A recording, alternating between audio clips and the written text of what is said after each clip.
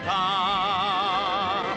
With beauty and grace, as swift as can be, watch it flying through the air. It travels in space or under the sea, and it can journey anywhere. Supercar, supercar.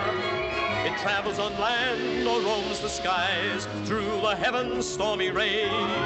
It's Mercury manned and everyone cries, it's the marvel of the age. Supercar, supercar, supercar!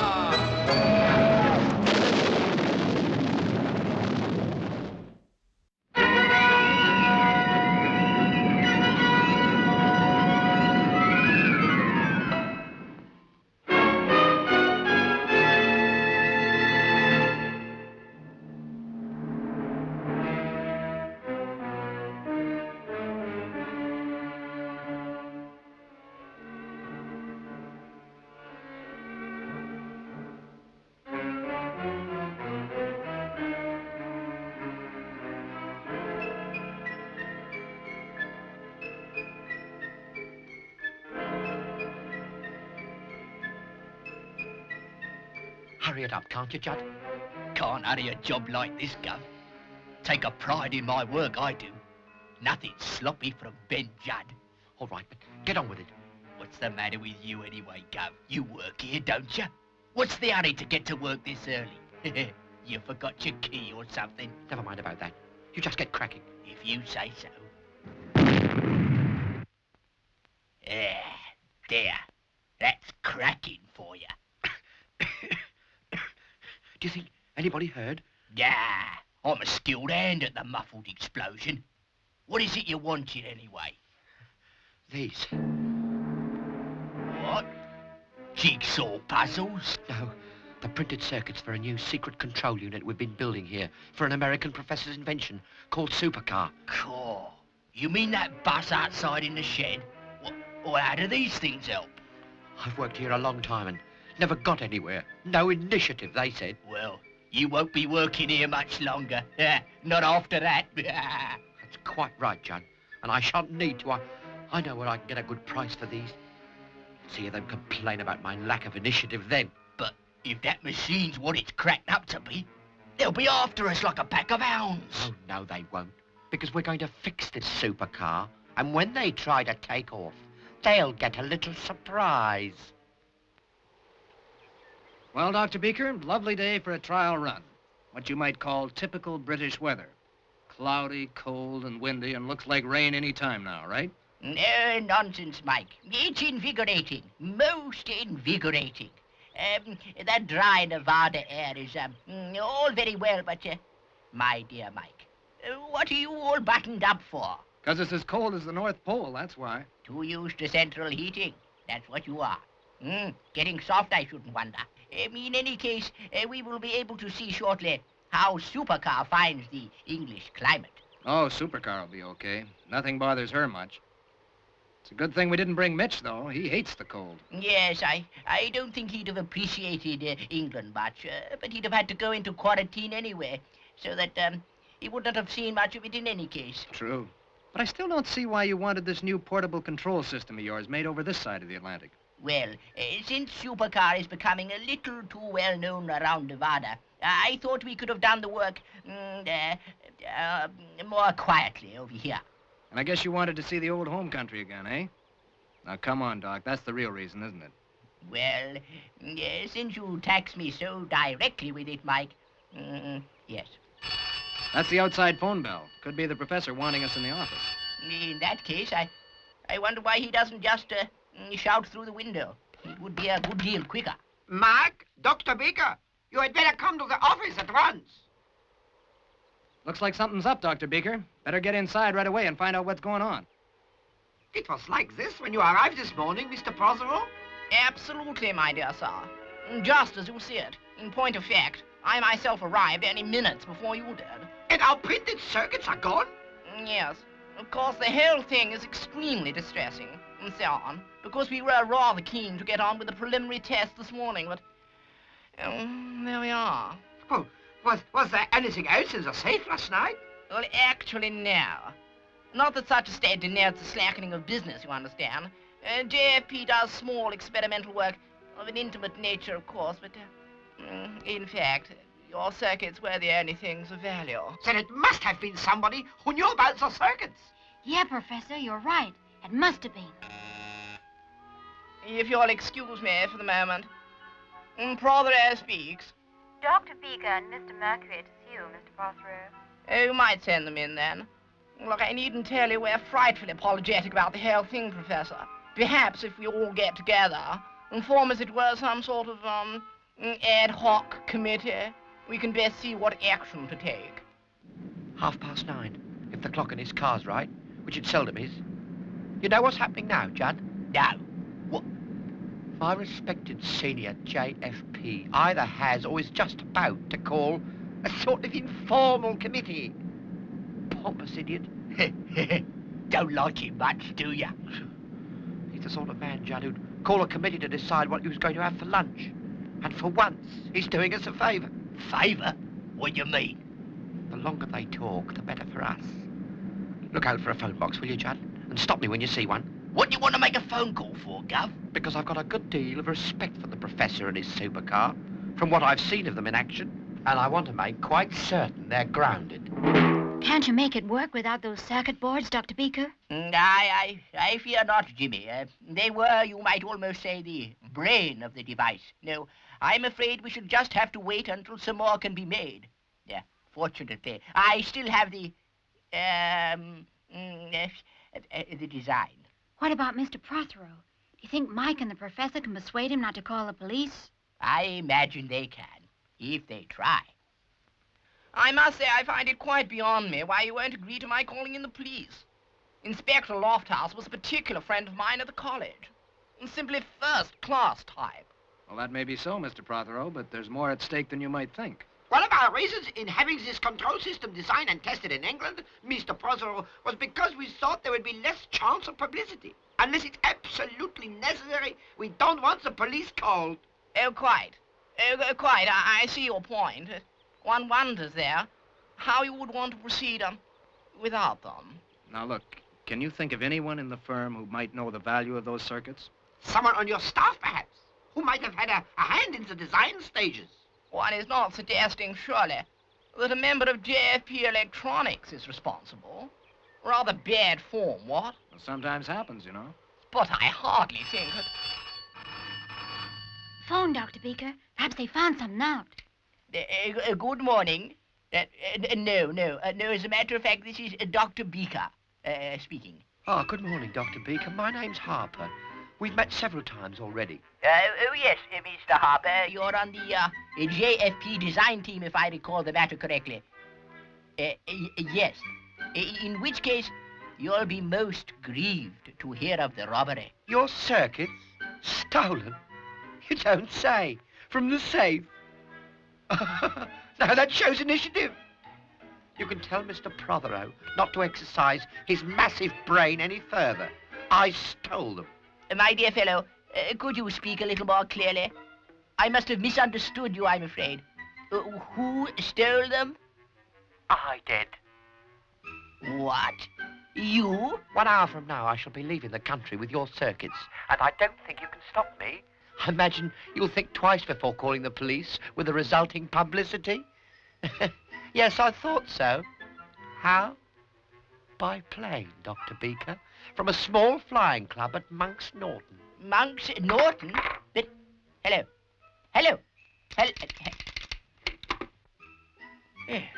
Curious. Most curious. He's rung off. Now, why would he want to ring up and tell me all that? Never mind why, Dr. Beaker. Come on, let's tell all the others. That's it, Jimmy. Sooner we get Supercar in the air, the sooner we can get after Harper. It's funny it should have been someone who worked here.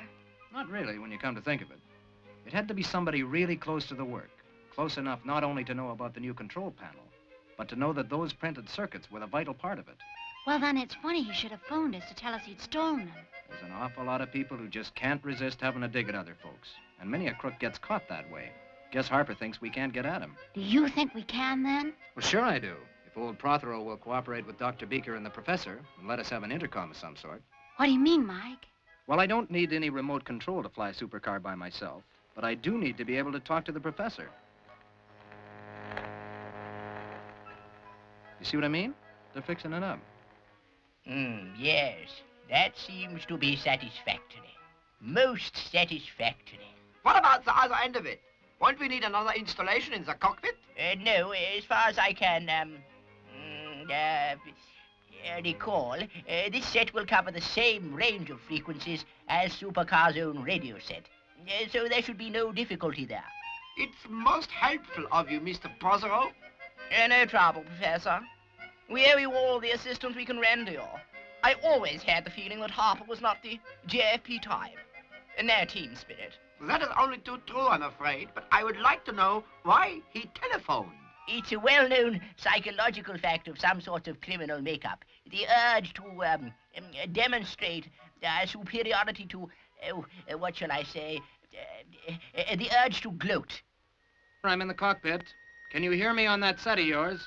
I'm trying to find your frequency. We'd better stick to long wave, say 305 kilocycles. I'll tell him. Mike, try 305.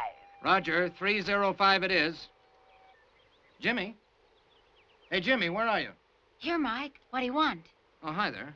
Will you go and help Dr. Beaker and the professor? I want to get airborne as soon as possible. Sure, Mike. Good luck. What did you want to go and phone them for, Gov? They'll only get onto us that quicker. They may try, but I doubt if they'll succeed. You saw me fix that supercar of theirs. What do you think will happen when they try to take off in it, eh? Search me. I'm a safe cracker, not a mechanic. Yeah.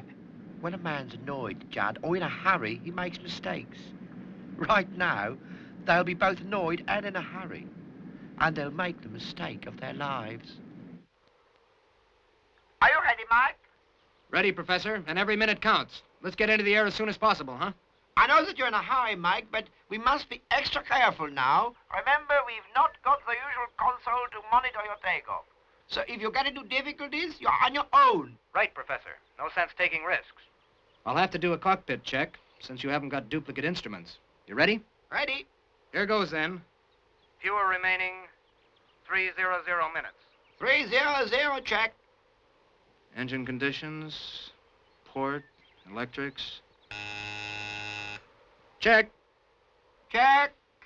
Lubricant pump, check. Check. Cooling system, clear. Clear. Fuel pressure pump, check.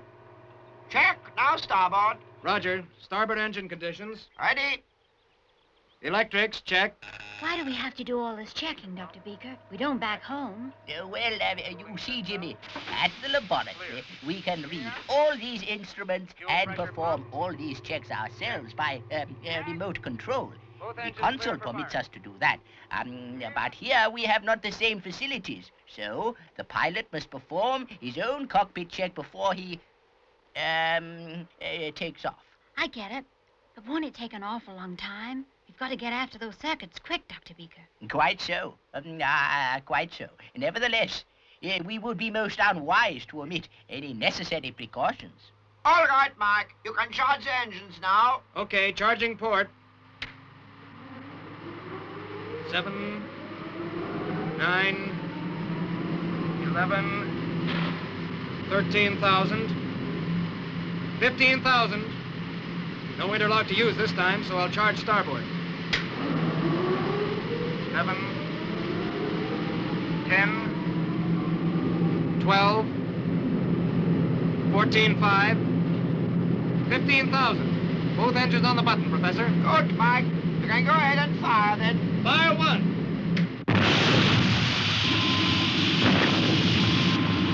Fire 2.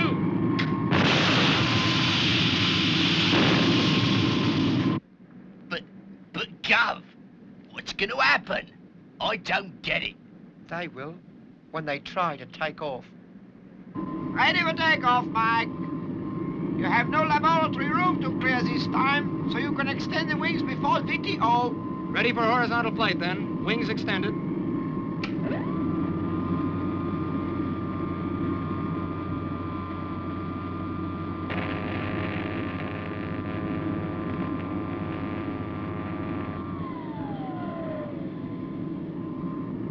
look fine from here, Mike.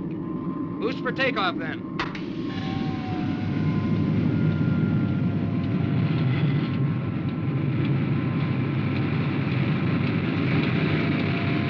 Something wrong, Professor.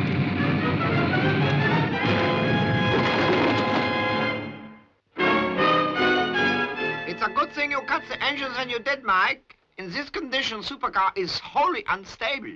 It's a good thing a lot of things happened. It's a good thing I took off with the wings extended. If I tried to change to horizontal flight a couple of 100 feet up, boy.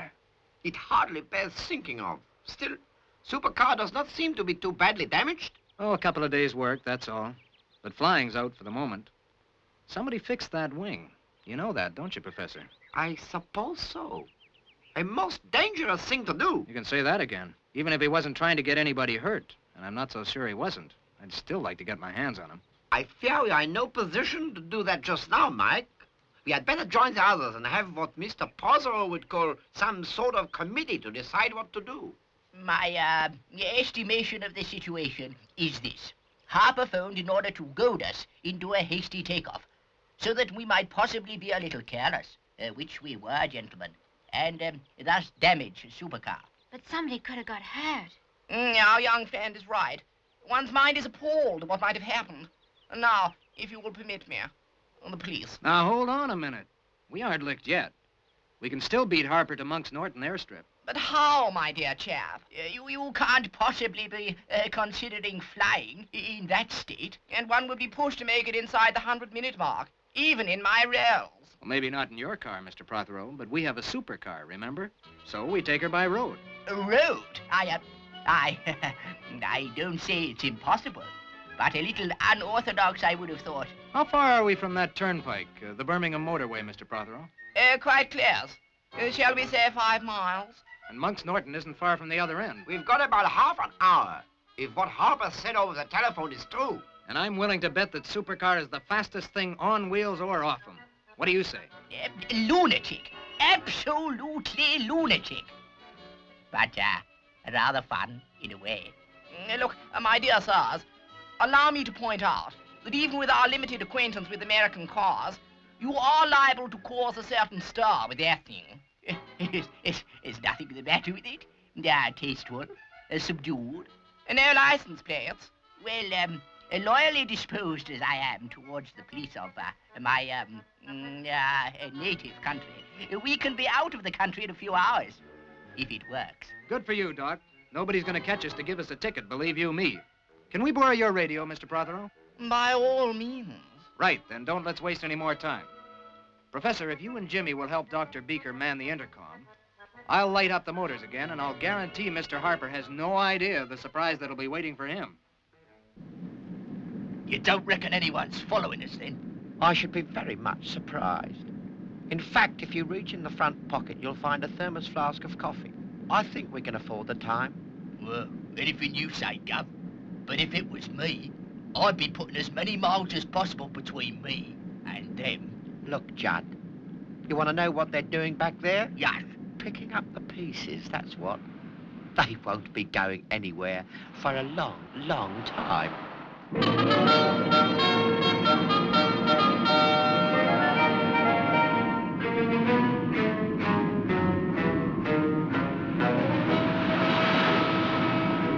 Come in, Mike. Come in, Mike. Where are you? Hello, Professor. This is Mike calling Consul. Hey, this is really something. And I haven't even opened her up yet. Have you reached the Birmingham motorway yet, Mike? Reached her? I'm halfway along it. And Supercar's really traveling. You know, this is what you miss traveling at 1,000 feet or so. There's no feeling of speed. What is your estimated speed, Mike? Can't say for sure. I can look at the airspeed indicator, but it'll be a bit turbulent, only a foot or so off the ground. The instruments just don't like it at all. Altimeter keeps telling me I'm going to crash if I don't put another 500 feet on the clock. And the airspeed's kicking like a mule. As far as I can tell, I'm doing nearly 150. 150? One boggles at the thought. And on the Queen's Highway, too. Well, he'll have to do better than that just the same. Sure, I'm only on quarter boost at the moment. I'll take her up a bit. Ooh, up! She doesn't seem to like that very much. Throttling back again. That's better. I guess it was too much to expect her to behave properly at low levels, especially after the beating she's taken. Speed now kicking around 150. And even at that, the port engine's overheating. Mike, don't take any chances. We know nothing about supercars' control characteristics at such a low altitude. And you can only make one mistake, Mike. We'll keep her down to 100 and just trust to luck we beat Harper to Monk's Norton. Well, how far to the turn? Dunno, Gov. Must be soon. But I'm not much of a one at map reading. Then look for a sign. Oh, yeah. I never thought of that. There, Gov. Where? You just passed it. You oaf. Well, you can turn round and go back, can't you? On the motorway, be your age. We're not even allowed to stop. But, Gov. If we get pulled in by a police patrol, we've had it. All we could do is to go on till the next turning now. Well, that's all right, then. It certainly is not all right. Probably cost us 10 miles. Fortunately, they're not after us, otherwise we'd be in it, up to our necks.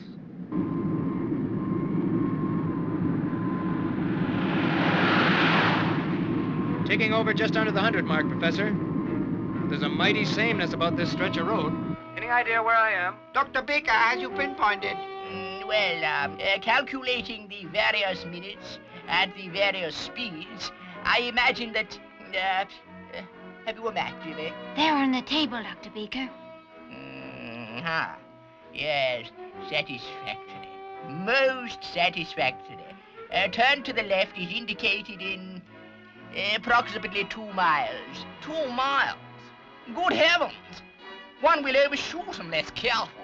You're there, Mike. Throttle right back and watch out on the left. Roger, Professor. Throttling back now. And there it is. Turning off now. Let's hope Harper's not too far ahead. Coming back to the turn now, Gov. Now you tell me, after wasting 10 valuable miles.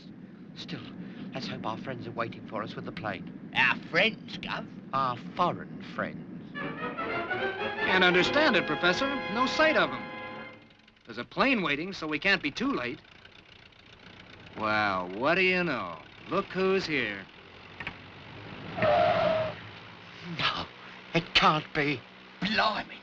Gov, it's that supercar thing. I know that, you fool, but how?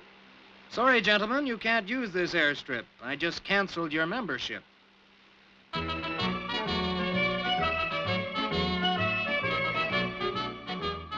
Sure glad to be back home, aren't you, Professor? Yes, and with supercar in one piece again. Mr. Prothero's mechanic certainly did a fast job on the rewiring. Took a while to get him moving, but that's England for you. Sorry you couldn't come too, Mitch. But you'd have found it awful chilly. Anyway, where's Dr. Beaker got to with those circuits? He's working on them in the lab. Dr. Baker, Yes. are the circuits all right for your control system? Oh, yes. Yes, satisfactory.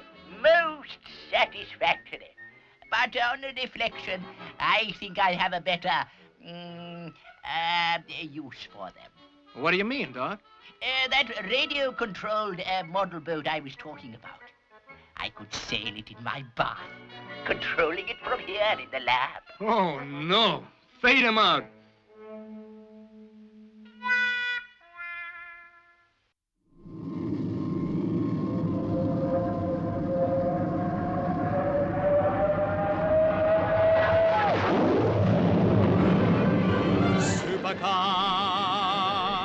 Supercar, with beauty and grace, as swift as can be. Watch it flying through the air. It travels in space or under the sea, and it can journey anywhere. Supercar, supercar.